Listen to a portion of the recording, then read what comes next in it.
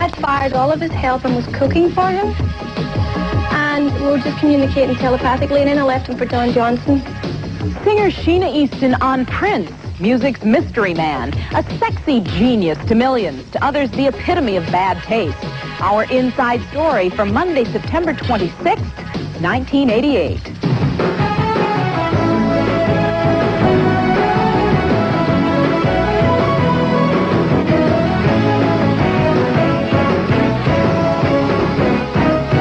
Hi, everybody. I'm John Tesh. And I'm Mary Hart. Today's inside story is an unauthorized biography. You won't hear Prince speak, but the story tells itself. His fans say he's sexy. His detractors say he's disgusting. We say he's difficult to ignore. No! He's the reigning bad boy of rock, provocative, and he's the Prince of controversy, as one of his songs is appropriately titled. Controversy. His lyrics are among the dirtiest on record. Controversy. He has at times deliberately obscured the lines of his own sexuality. Controversy. He mixes sex and religion in a manner some consider nearly blasphemous. Controversy. He's virtually inaccessible to journalists and fans alike. Controversy. He's accompanied in public by huge bodyguards.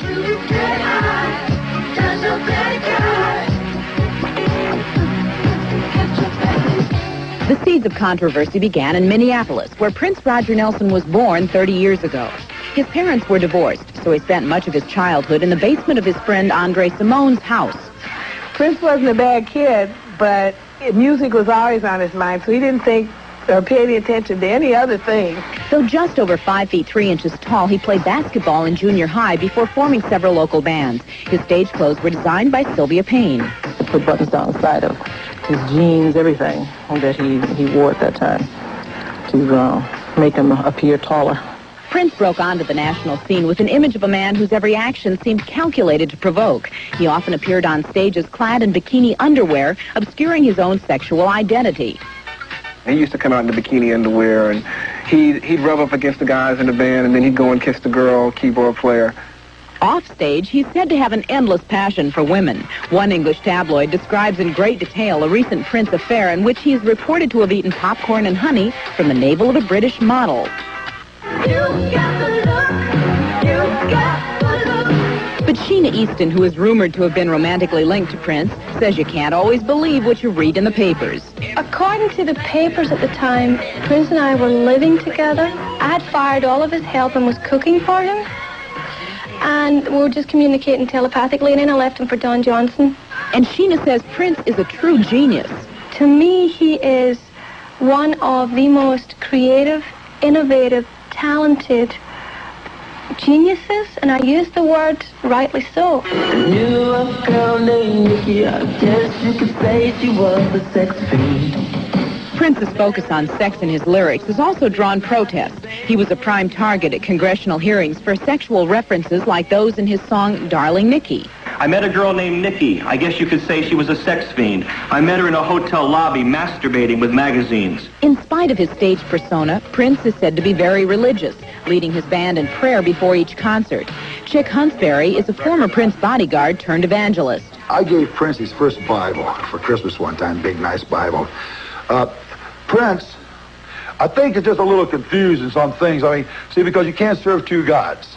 At times, Prince's penchant for mixing sex and religion has even troubled members of his own band. My Father, who art in heaven, hallowed be thy name.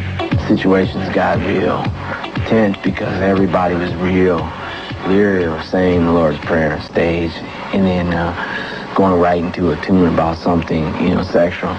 But those closest to him describe Prince as being extremely shy and protective of his image. When Prince was riding high on the film Purple Rain, noted satirist and author Stan Freberg produced this commercial for Prince's Spaghetti, a pasta that's been around 3/4 of a century. Oh, that's Prince. Well, what do you mean in concert? In concert with your Prince spaghetti sauce. Prince, the rock star, was not amused. And his lawyer sent a letter to Prince Spaghetti asking them to cease and desist using the commercial and to kindly remove the name of their client from Prince Spaghetti. In the end, Prince found his sense of humor and, backed off from the lawsuit. Despite all the controversy, Prince's current tour continues to be a huge success, and fans, musicians, and critics call him a musical genius. In terms of being successful and being creative at the same time, there's no one who touches him right now. You can see his impact everywhere, and I suppose maybe we've been a little more outrageous because of it. Obviously, to some, Prince is incredibly sexy, a trendsetter in the forefront of style, and for others, maybe H.L. Mencken put it best, nobody ever went broke underestimating the taste of the American public. But whatever you happen to think, or whether you confuse him with spaghetti or not, according to Forbes magazine, over the past 2 years, Prince has earned $24 million.